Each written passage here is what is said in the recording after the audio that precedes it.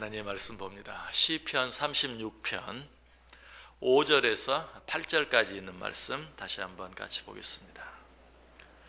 시편 36편 5절에서 8절까지 있는 말씀입니다. 우리 다 같이 한 목소리로 읽습니다.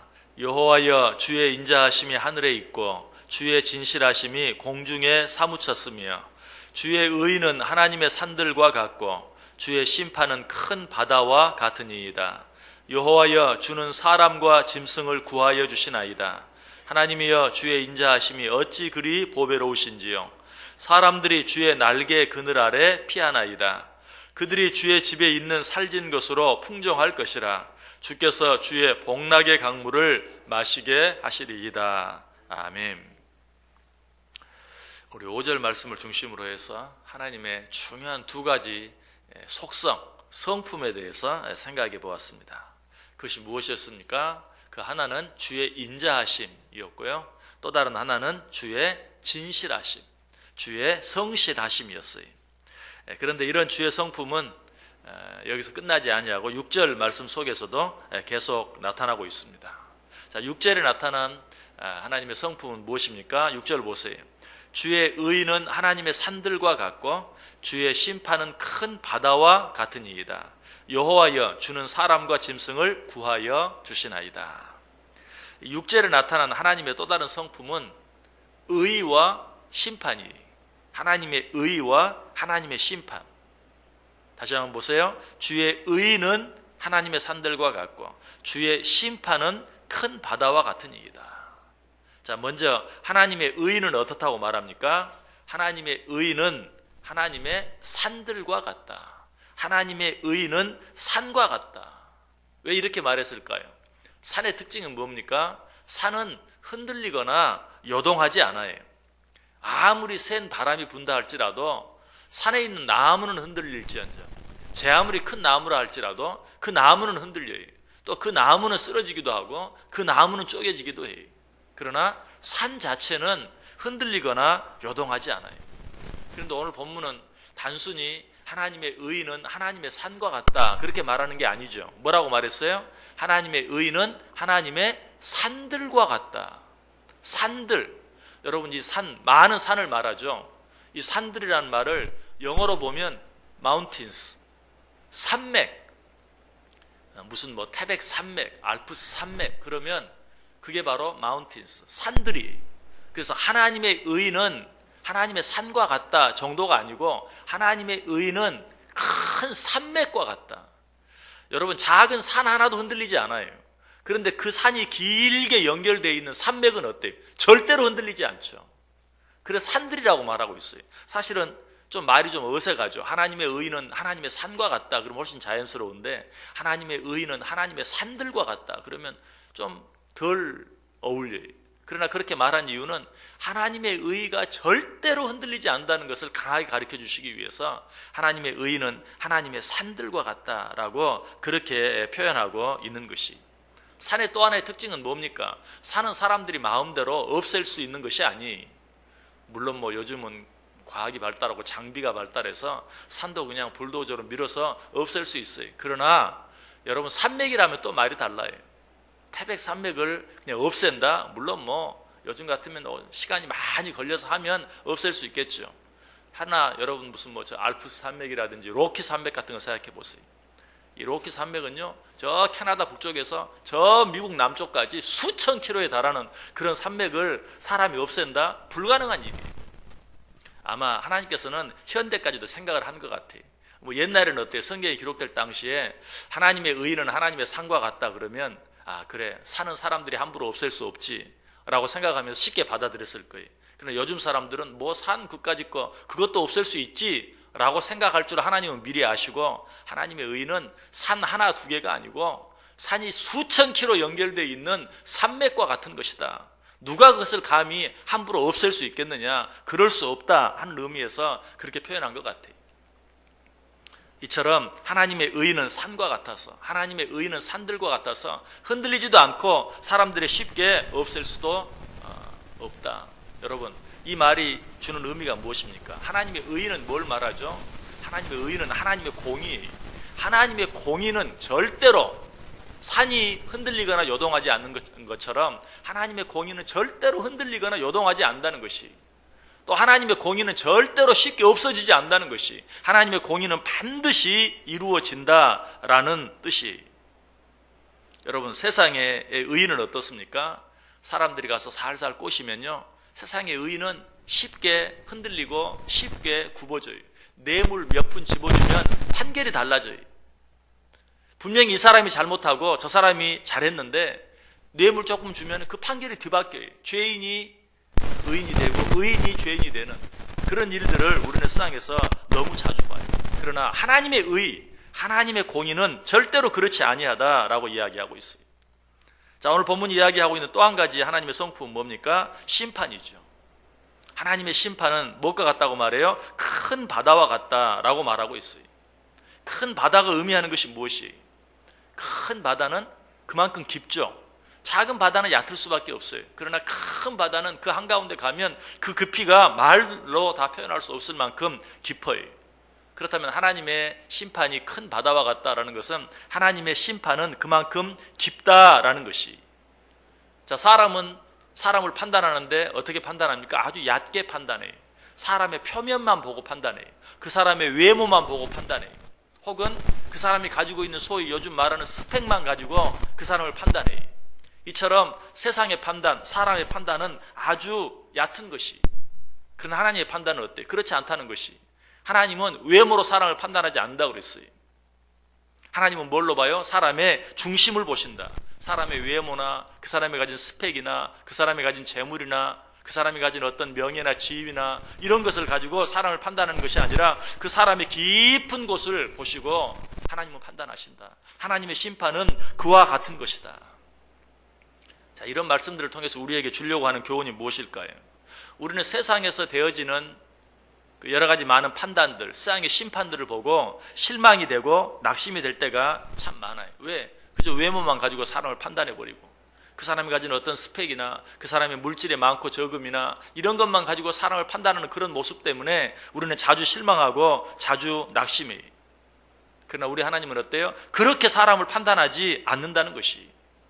로마서 2장 11절에 이는 하나님께서 외모로 사람을 취하지 아니하심이라. 특별히 하나님의 심판은 더더욱 그래요. 베드로전서 1장 17절에 보니까 외모로 보시지 않고 각 사람의 행위대로 심판하시는 이를 너희가 아버지라 부르느니라. 우리 하나님은 어떤 하나님? 외모로 사람을 심판하는 것, 겉으로 나타나는 어떤 것을 가지고 사람을 심판하는 것이 아니라 그 사람의 깊은 것을 가지고 심판하시는 분이 바로 너희 아버지시다. 무슨 말이? 세상에 하나님의 공의가 서지 않는 것 같고 어떤 심판이 제대로 이루어지지 않는 것 때문에 실망하거나 낙심하지 말라. 너희 하나님은 그런 하나님이 아니시다. 하나님의 공의는 큰 산맥과 같고 하나님의 심판은 깊은 바다와 같아서 모든 것들을 분명하게 바로 판단하고 하나님의 의를 세우고 하나님께서 정확하게 판단하실 때가 반드시 온다는 사실이. 잠시 잠깐은 우리 눈에 보기 어떠할 수 있어요? 알곡과 가라지가 함께하는 것과 같이. 그래서 참 불공평하고 불의한 일들이 횡행하는 것처럼 그렇게 보여질 때가 있어요. 제자들도 그렇게 생각했어요. 그래서 뭐라고 말해요? 가라지를 뽑아버릴까요? 그러나 예수님이 뭐라고 말해요? 아니다, 내버려 두어라. 혹 가라지를 뽑다가 알곡이 다칠까 두렵다. 여러분, 결국 가라지를 뽑지 않고 내버려 두는 것도 우리를 위해서요. 그 가라지를 뽑다가 알곡이 다칠까 봐, 잠시 불의가 행해지는 것처럼, 불공평한 일들이 일어나는 것처럼 잠시 잠깐 그렇게 보일 수 있어요. 그러나 어때요? 하나님의 의는 큰 산과 같아서, 하나님의 심판은 큰 바다와 같아서 결국은 언젠가는 분명하게 하나님의 의가 드러나고 하나님의 공의가 세워지고 하나님의 심판이 확실하게 이루어질 때가 올 것이다. 그래서 마태복음 14장 30절에 둘 다 추수 때까지 함께 자라게 두라. 추수 때에 내가 추수꾼들에게 말하기를 가라지는 먼저 거두어 불사르게 단으로 묶고 곡식은 모아 내 곡간에 넣으라 하리라. 여러분, 세상에서 일어나는 그런 불의한 일들이나 불공평한 일들, 이런 일들 때문에 실망하거나 낙심하지 마세요. 하나님의 공의가 분명하게 드러날 것이, 우리는 끝까지 하나님의 뜻대로 하나님의 말씀대로 살면 되는 것이, 하나님께서 당신의 의를 이루실 것이. 여러분, 새벽마다 하나님 앞에 나와 기도하는데 전혀 새벽에 나와서 기도하지 않는 사람보다 내가 어려움을 더 당하는 것처럼 느낄 때가 혹 있습니까? 그런 일도 있을 수 있다는 것이. 그러나 그것 때문에 실망하지 말 것은 하나님께서는 반드시 의롭게 모든 것을 판단하실 때가 있다. 정말 날마다 하나님 앞에 나와 기도하는 자들이 받는 은혜와 축복을 확실하게 드러낼 때가 있다라고 오늘 우리에게 말씀하고 있는 것이. 자, 또 한 가지, 우리가 오늘 성경이 보면 하나님의 심판은 큰 바다와 같다라고 말하고 있는데 왜 그렇게 말했을까? 여러분, 이 성경이 기록될 당시에 바다는 전 세상, 이 세상의 가장 넓은 곳을 뜻하는 그런 의미였어요. 그래서 하나님의 심판은 큰 바다와 같다는 의미는 하나님의 심판이 미치지 않는 곳이 이 세상 어느 한 곳도 없다. 하나님의 심판은 모든 곳에 미칠 것이다. 시편 72편 8절에 보면 그가 바다에서부터 바다까지와 강에서부터 땅 끝까지 다스리리니. 바다에서부터 바다까지 다스린다. 무슨 뜻이겠어요? 그러면 바다만 다스리고 땅은 안 다스린다는 의미네. 그게 아니, 바다에서부터 바다까지 다스린다라는 말은 전 세상을 하나님이 다스린다는 의미로 사용하고 있어요. 그래서 하나님의 심판은 큰 바다와 같다라는 말은 하나님의 심판이 미치지 않는 곳은 이 세상 그 어디에도 없다. 시편 139편 9절 10절은 이렇게 말하죠. 내가 새벽 날개를 치며 바다 끝에 가서 거주할지라도 거기서도 주의 손이 나를 인도하시며 주의 오른손이 나를 붙드시리이다. 내가 저 바다 끝에 가서 숨는다 할지라도 거기서도 하나님의 손이 나를 지켜주실 것이다. 무슨 말이에요? 하나님의 손이 미치지 않는 곳은 이 세상 어디에도 없다. 그러므로 주의 심판이 큰 바다와 같다는 말은 하나님의 심판이 이르지 않는 곳, 하나님의 심판이 이루어지지 않는 곳은 이 세상 어디에도 없다. 하나님의 하나님의 심판은 반드시 이루어진다. 이건 역시 우리가 언제 어디서 무엇을 하든지 우리는 두려워할 필요가 전혀 없다는 것이. 왜? 이 세상 어디에서라도 하나님의 공의와 하나님의 심판은 반드시 이루어질 것이기 때문에. 자, 그런데 이 말씀은 우리의 모든 두려움을 이기게도 해주지만 반대로 우리를 두렵게 만들기도 해요. 언제 그렇죠? 우리가 죄를 지으면 그래요. 우리가 죄를 지으면 하나님의 의는 반드시 이루어질 것이고 하나님의 심판도 반드시 행해질 것이고 그 하나님의 의와 심판이 미치지 않는 곳이 이 세상 그 어디에도 없다면 죄를 짓고 숨을 수 있는 곳은 한 군데도 없다는 말이에요. 그렇다면 이 말은 우리에게 위로가 되고 힘이 되고 격려가 되기도 하지만 반면에 어때요? 내 속에 어떤 죄가 있다면 두려움이 되는 거예요. 하나님은 그 죄를 못 본 채 하지 아니하시고 반드시 그 모든 죄를 심판하실 것이라는 그런 말씀이 되기 때문에. 그러나 그런 의미 속에도 하나님의 인자하심과 사랑하심, 우리가 지난 시간에 생각한 하나님의 인자하심과 사랑하심은 여전히 있어요. 왜? 하나님의 심판은 큰 바다와 같다. 여러분, 바다는 넓은 것이라고 그랬어요. 그런데 그 바다가 갖는 또 한 가지 중요한 의미가 있죠. 여러분, 바다가 왜 바다인 줄 아세요? 바다는 모든 것을 다 받아들이기 때문에 바다예요. 하나님의 의는 큰 바다와 같다. 하나님의 심판은 큰 바다와 같다. 하나님의 심판은 모든 것을 다 심판하시지만 그러나 그 의미 속에는 하나님은 모든 것을 다 받아들여 주시고 용서해 주신다. 어떻게 하면? 우리가 어떤 죄라도 뉘우치고 회개하기만 하면 하나님의 심판은 큰 바다와 같아서 그 모든 것들을 다 받아주세요. 용서해 주세요. 그래서 실제로 미가서 7장 19절에 보면 다시 우리를 불쌍히 여기셔서 우리의 죄악을 발로 밟으시고 우리의 모든 죄를 깊은 바다에 던지시리이다. 우리가 죄를 회개하기만 하면, 하나님은 절대로 죄를 그냥 지나가지 않아요. 그러나 그 죄를 회개하기만 하면 하나님의 심판은 큰 바다와 같아서 우리의 어떤 죄라도, 또 바다는 어때요? 제 아무리 많은 것이라도 그 바다 속에 다 잠궈버릴 수가 있어요. 우리가 제 아무리 많은 죄를 지었다 할지라도 하나님 앞에 진실하게 뉘우치고 회개하기만 하면 하나님의 심판은 큰 바다와 같아서 그 모든 죄를 용납하시고 그 모든 죄를 용서해 주시고 또 우리를 받아주신다라는 그런 의미가 오늘 이 말씀 속에 숨겨져 있는 것이. 여러분은 이 사실을 생각하면서 역시 어떤 죄를 지었다고 해서 그것 때문에 하나님과 멀어질 필요가 없어요. 그것 때문에 숨을 필요가 없어요. 아니, 숨는다고 숨어지는 게 아니. 하나님의 의가, 하나님의 심판이 미치지 않는 곳은 이 세상 어디에도 없어요. 저 바다 끝에 가서 거한다 할지라도 주님은 거기도 계시고 거기서도 보고 계세요. 어떻게 해야 돼요?